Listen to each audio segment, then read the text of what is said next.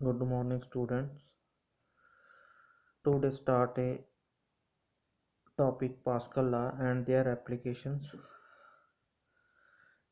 In the last chapter, ਅਸੀਂ complete ਕੀਤਾ ਸੀ Pascal ਲਾ ਅਤੇ उसकी एप्लीकेशंस क्या ज़रूरत कहाँ पड़ती है।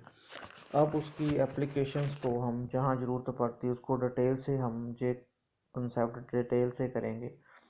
एप्लीकेशन पास्कल की ला की है कहाँ कहाँ थी, मैंने लास्ट लेक्चर में भी बताया था आपको।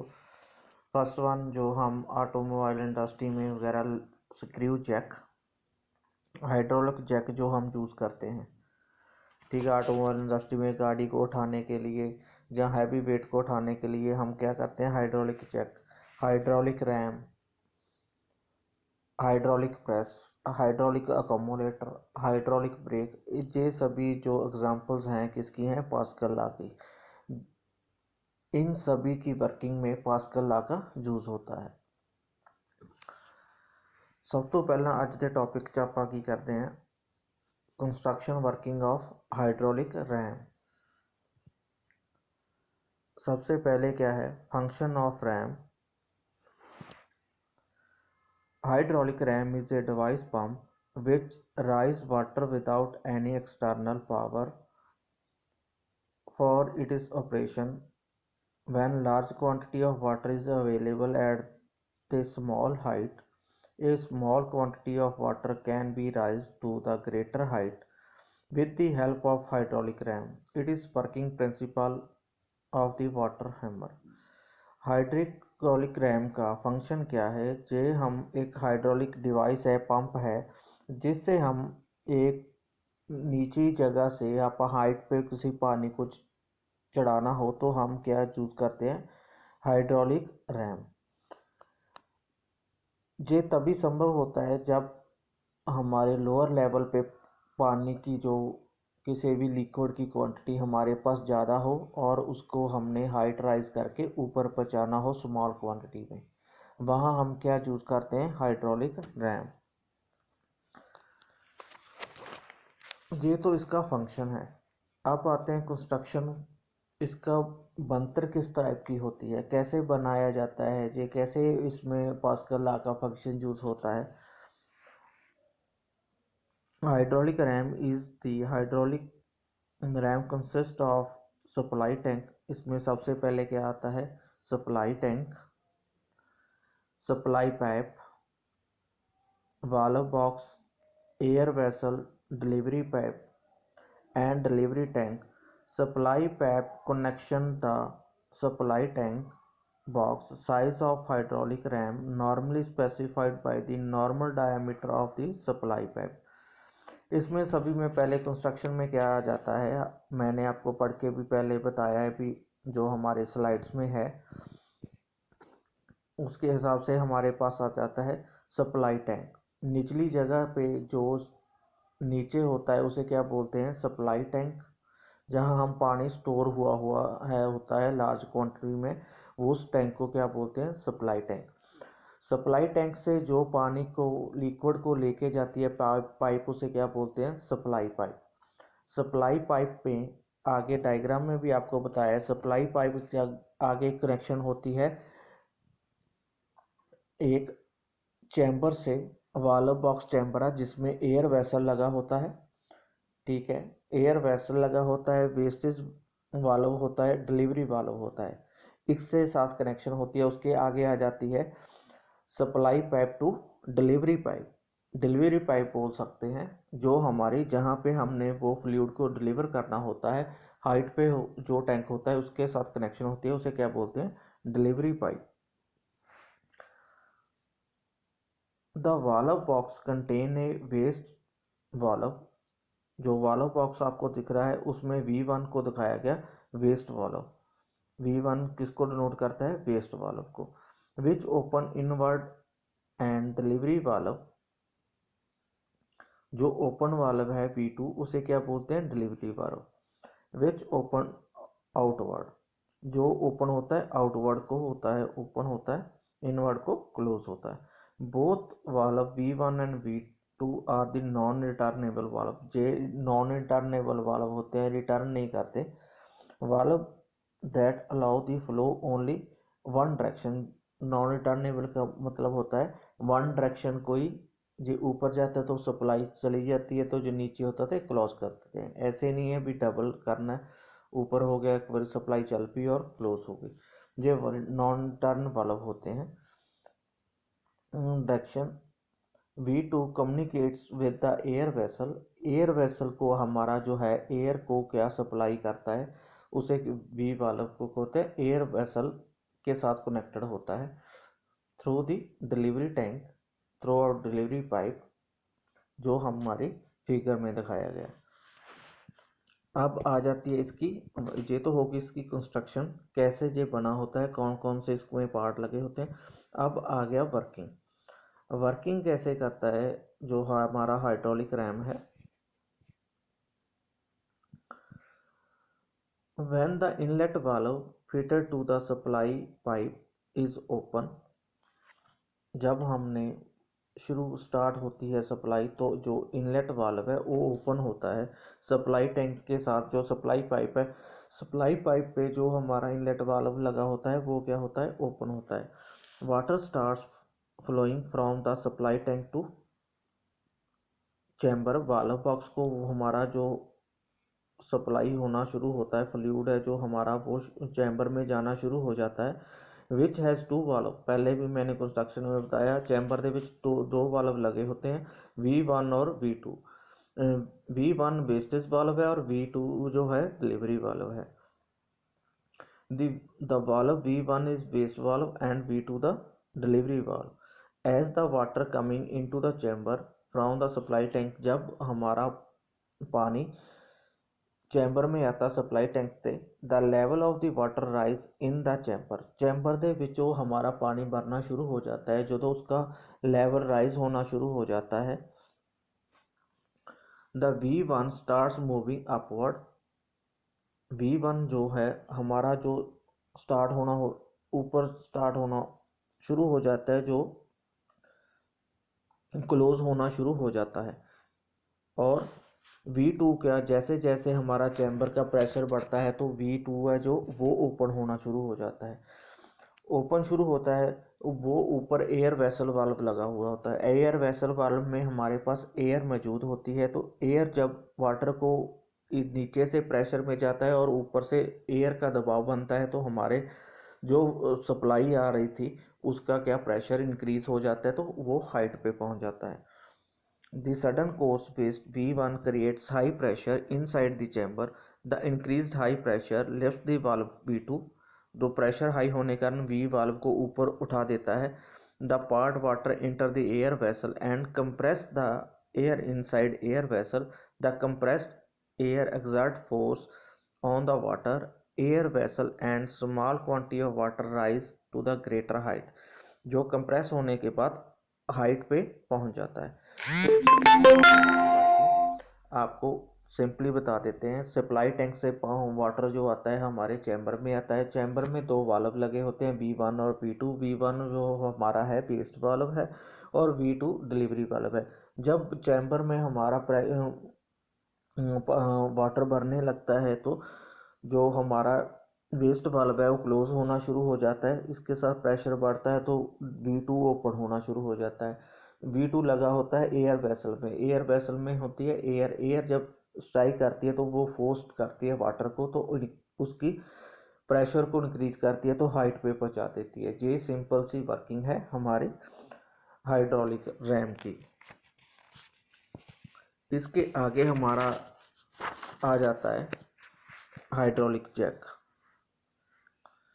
हाइड्रोलिक जैक का सबसे पहले क्या करते हैं हम, फंक्शन। जैसे हमने हाइड्रोलिक रैम का किया वैसे ही क्या फंक्शन, क्या वर्क क्या है इसका हाइड्रोलिक जैक का। Hydraulic jack is the device use to for lifting load by the operation of the ram. Ram के वर्क करने से हमारा क्या जो हाई लोड को, हैवी लोड को उठाता है। It works on the principle of hydraulic press. ये हाइड्रोलिक प्रेस की तरह ही वर्किंग करता है। इसमें भी पास्कल लॉ ही अप्लाई होता है।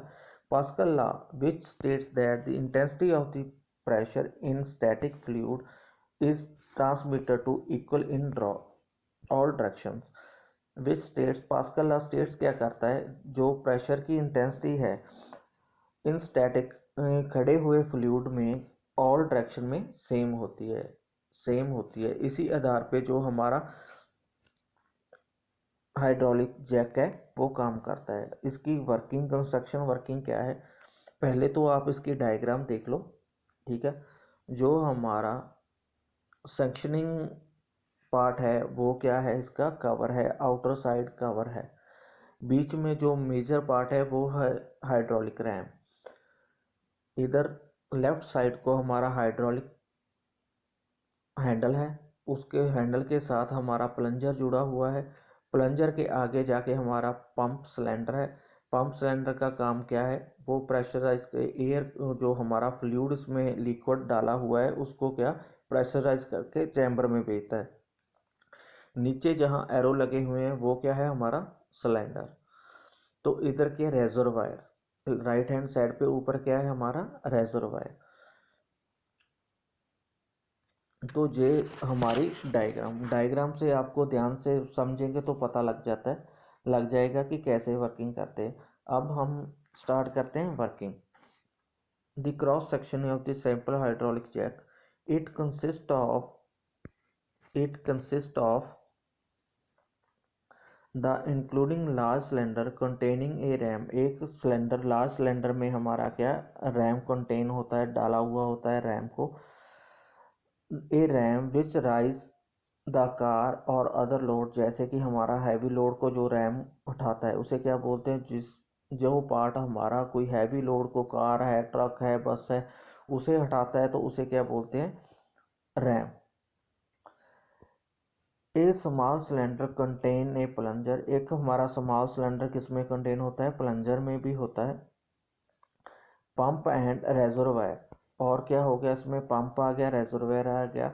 When the pump handle is rise, pump handle को आप ऊपर को उठाते हैं, राइज करते हैं, it draws the plunger into the top of the cylinder. वो जो प्लंजर है डायग्राम में दिखाया गया, वो प्लंजर ऊपरली साइड आ जाता है। हमारा जो प्लंजर है टॉप पे और सिलेंडर के टॉप पे पहुंच जाता है। Permitted the oil from the reservoir to flow under it, तब जो हमारा क्या होता है, लिक्विड है साइड पे है, रेजर्वायर में लिक्विड डाला है, वो हमारा सिलेंडर में जाना शुरू हो जाता है। लिक्विड सिलेंडर में जाना शुरू हो जाता है। The plunger is push down, जब हम प्लंजर को नीचे को धकेलते हैं तो firstly closing the hole admit the oil जाना, जो हमारा लिक्विड डाला है वो जाना बंद हो जाता है। And pushing the oil through the check valve in the bottom of the cylinder side, जो सिलेंडर की बॉटम साइड पे हमारा दिया वो चेक वाल्व के थ्रू हमारा ऑयल है जो सिलेंडर में इन जाना शुरू हो जाता है।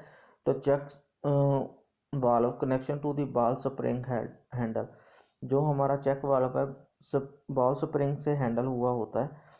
Open the passenger allow the oil pass through, जब पैसेंजर ओपन होता है हमारा ऑयल है सिलेंडर में जाना शुरू होता है। Spring and pressure from the large cylinder force the ball against the seat, दोबारा हम जब चेक वाल्व को दबाते हैं तो उसका क्या है, प्रेशर इंक्रीज हो जाता है। जो प्रेशर है हमारा इंक्रीज होता है तो हमारा रैम को क्या ऊपर उठाना शुरू हो जाता है। अब रैम का जो मूवमेंट अपवर्ड होना शुरू हो जाता है, अपवर्ड होगा तो हमारा जो हैवी लोड है वो रैम ऊपर उठा देगी।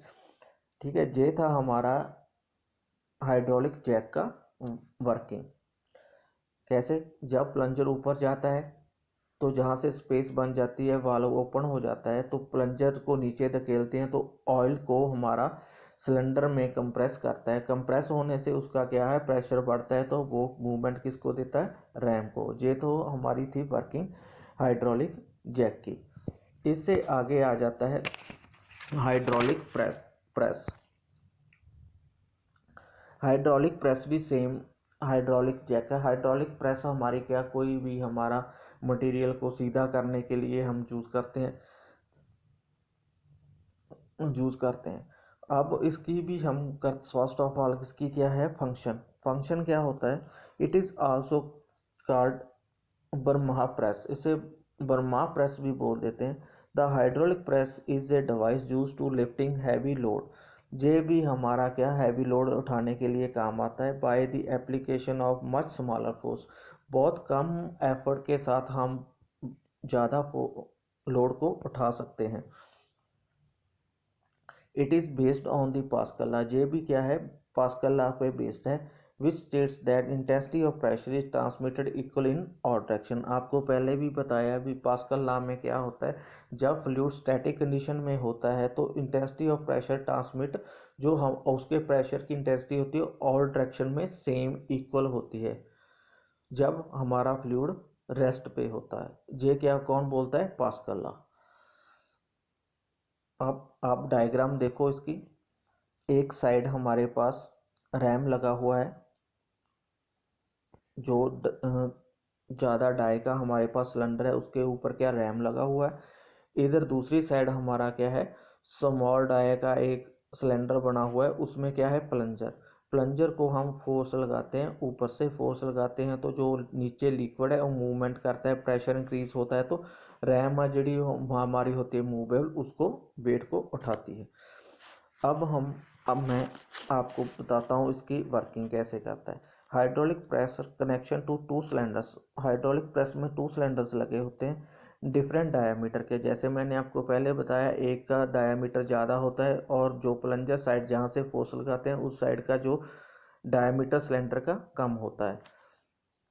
वन वन सिलेंडर जो हमारे पास one cylinder is of the large diameter and contains a ram, जिस सिलेंडर में रैम कंटेन डाली गई होती है उसका डायमीटर ज़्यादा होता है। While other cylinder is a small diameter contain plunger, उसमें क्या डाला गया होता है? प्लंजर काम करता है।